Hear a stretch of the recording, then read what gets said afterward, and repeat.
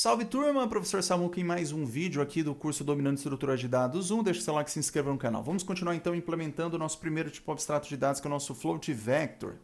Então, muito bem, já definimos a estrutura, vamos agora criar a função de criação, de alocação dessa estrutura de dados aqui, desse tipo abstrato de dados. Então, a gente tem aqui o nosso float underline vector com essa assinatura, vamos dar uma implementação para esse camarada aqui. Então, o que a gente quer fazer é o seguinte, ó, eu vou até desenhar aqui. A gente vai ter então, por exemplo, um vec, que vai ser o nosso vetor de floats, ele tem essa estrutura aqui, né? Ó. Então, o que ele vai ser, o nosso vec? Ele vai ser, na hora que a gente alocar, ele vai ser uma caixinha aqui, que vai ser, por sua vez, vai ter a capacidade, ó, em algum lugar, ó, capacity. Vai ter também o size, em algum lugar aqui dessa estrutura, e vai ter o data. Só que o data, por sua vez, ele é um ponteiro para um vetorzinho. Então, a nossa estrutura de dados aqui, o nosso float vector, então, deixa eu colocar até aqui de maiúscula, o nosso float vector, ele tem essa cara aqui. A gente vai ter que, então, alocar essa caixinha para representar uma caixinha da struct mesmo, a struct float vector, só que lá a gente tem um ponteiro que vai apontar para um vetorzinho de floats. Então, a gente tem que fazer dessa maneira aqui. Então, sempre desenhe para facilitar a sua visualização das coisas. Então, nesse caso de criação, eu estou passando já como parâmetro a capacidade. Então, aqui seria o quê? Seria algo assim, né? Ó. Vamos colocar aqui um comentário super simplesinho. Então, aqui, ó, tem até no Visual Code aqui, ele já até mostra um padrão de documentação que você poderia seguir. Eu vou deixar só para essa função, fique à vontade para fazer para as próximas. Então, um briefing, um resumo dessa função. Então, cria ou aloca um vetor de floats com uma dada capacidade. Eu podia fazer dessa maneira. E o parâmetro aqui, que é a capacidade, seria capacidade do vetor. Eu estou fazendo aqui, tá misturando inglês com português, mas vocês entenderam, né? O retorno aqui é retorna então um vetor de floats alocado ou criado. Tá bom? Tá fazendo dessa maneira aqui. Então a primeira coisa que a gente tem que fazer é criar essa caixinha aqui, né? Essa caixinha aqui da minha struct. Então o que eu vou fazer? Eu vou criar então um float vector, vec, que eu vou, para criar, né, dinamicamente, eu tenho que usar o calloc ou o malloc, né? E o calloc ele está no stdlib, né, .h, então eu tenho que incluir aqui, ó, o stdlib .h, porque tem a função calloc lá, então vou incluir aqui no meu arquivo. Então, agora eu tenho o calloc, eu quero criar uma única estrutura, uma única caixinha, que é esse camarada aqui, ó. Eu vou até fazer de cores diferentes para facilitar aqui a visualização de vocês. Então, aqui a gente teria azul. Opa, não foi? Aqui a gente teria azul. E o data também seria azul aqui. Seria basicamente isso. Mas o que a gente está interessado nesse primeiro momento é criar essa caixinha rosa. Então, nós queremos criar uma única caixinha, ou seja, uma única estrutura de float vector, que vai ter o tamanho o quê? O tamanho da estrutura, size of, o tamanho da própria estrutura, que é o nosso float vector. Então, é isso que a gente tem. Opcionalmente, nós podemos passar qual que é o ponteiro que ela referencia, que é justamente o float vector pointer. A gente pode fazer com isso aqui para facilitar. Então, muito bem. Acabamos de fazer a alocação dessa caixinha aqui. Como estamos usando o calloc, todos os parâmetros por padrão têm 0. Então, automaticamente ele está colocando 0, isso aqui seria nulo. Ele está colocando exatamente dessa forma aqui. Então, o que nós vamos fazer é o seguinte. Inicialmente, como a gente não tem nenhum... O tamanho, ele vai ser 0 mesmo. Ele já tem esse valor aqui, mas eu vou forçar para ficar claro aqui, para ficar claro que o tamanho inicial é 0, ou seja, não há nenhum elemento inserido nesse vetor. Só que a capacidade, ela vai ser igual ao quê? Meu campo de capacidade vai ser igual ao valor que eu estou passando. Então, capacity. Então, vamos supor que a gente queira um vetor com tamanho 10. Vamos passar o 10 aqui. A capacidade vai ser 10 aqui, ó. Acho que não está dando para ver. Deixa eu aumentar aqui um pouquinho as coisas. Ó. Então, aqui vai ser 10 a capacidade inicial que a gente está passando. O tamanho é 0, porque nós não temos nenhum elemento incluso. Mas, nesse momento, o nosso data está nulo. Então, o que a gente precisa fazer? Criar essa caixinha azul aqui. Então, a gente vem simplesmente coloca vecData, vai ser igual ao quê?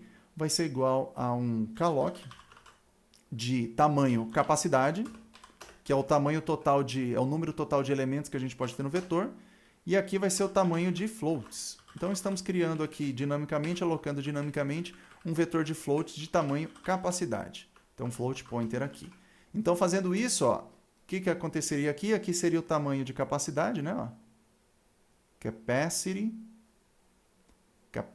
tá? Acho que eu escrevi errado, não está certo. Então, a gente tem essa alocação aqui, muito bem, fizemos essa alocação, está bonitinho. Então, aqui a gente pode simplesmente retornar o nosso vetor. Podemos retornar aqui o nosso vetor. Return vec. Molto bene. Feito isso, a gente tem a função de criação. Podemos já fazer a função de destroy e depois a gente faz um programinha para testar essas coisas. Então, muito bem, pessoal. Já temos uma função de criação, vamos fazer uma função de destroy aqui. E essa função de destroy eu quero desalocar essa caixinha azul aqui. Quero desalocar isso.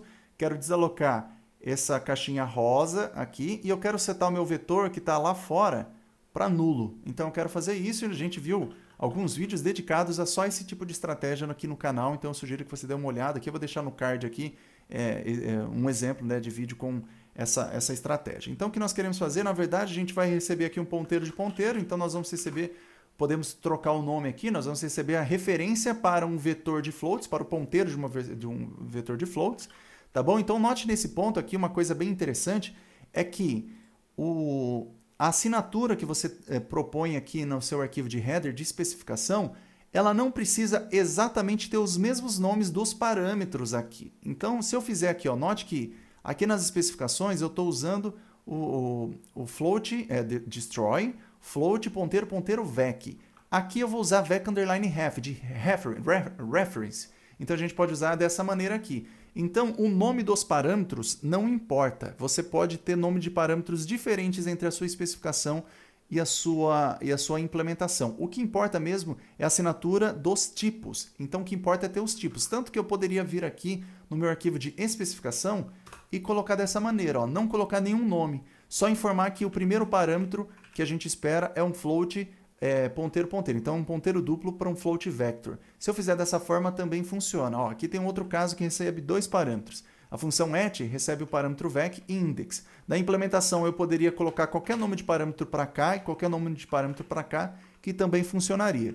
Ou, aqui nas especificações, eu poderia simplesmente fazer isso. Ó. Só passo o tipo de dados. Então, eu informo aqui que a especificação da função at é o seguinte. O primeiro parâmetro é um ponteiro para float vector e esse valor é constante. E o segundo parâmetro é um int, tá bom? A gente pode fazer dessa maneira aqui também. Mas, como uma boa prática de programação, a gente tenta deixar sempre os mesmos nomes para facilitar tanto a especificação de quem olhar, tá? Quanto a implementação. Então, nesse caso aqui, eu vou manter o mesmo nome. Então, eu vou alterar aqui, vou colocar vec underline ref, que é só para manter o mesmo padrãozinho, mas lembrando que funciona se eu tiver nomes diferentes. Então, muito bem, pessoal. Eu quero, então, desalocar tudo isso que eu aloquei. Então, a primeira coisa que eu tenho que fazer, se eu desalocar der um free direto aqui na nossa caixinha rosa, ou seja, der um free no vec, eu perco a referência para esse vetor de floats aqui, que está alocado em outra região de memória, né? Então, eu não consigo desalocá-lo. Então, a primeira coisa que a gente tem que fazer é desalocar aqui o nosso data, depois desalocar essa caixinha aqui rosa e, por fim, setar o vec para nulo, né? Então, como nós estamos recebendo a referência, então o que eu vou fazer? Eu vou criar um outro vetor chamado vec, que vai receber o conteúdo do vec ref. Agora, o que a gente pode fazer aqui é simplesmente dar um free no vec data. Então, fazendo isso, nós estamos desalocando esse camarada aqui. E agora eu posso simplesmente dar um free no vec. Dou um free no vec. Fazendo isso, ele vai desalocar esse camaradinho aqui. E agora, esse vec, na verdade, esse vec ele está declarado dentro da função. Eu preciso setar null o vetor que está lá, a variável que está lá fora, né? Para fazer isso, a gente acessa pelo conteúdo dessa referência. Eu não vou entrar em detalhes, porque eu suponho que vocês estejam cientes do que fazer pelos vídeos anteriores. Então, fazendo dessa maneira, a gente faz uma função bem robusta aqui para desalocação. Desalocamos as nossas coisas e setamos a variável que está lá fora para nulo. Então, é isso que a gente fez agora. Então, fizemos essa função aqui de criação e função de destroy. Então, como nós já estamos chegando a 10 minutos de vídeo, eu vou pausar esse vídeo para cá. No próximo vídeo a gente implementa mais e mais funções aqui do nosso tipo abstrato de dados e vamos começar a ver um pouquinho de compilação desses camaradas aqui. Então, pessoal, até o próximo vídeo.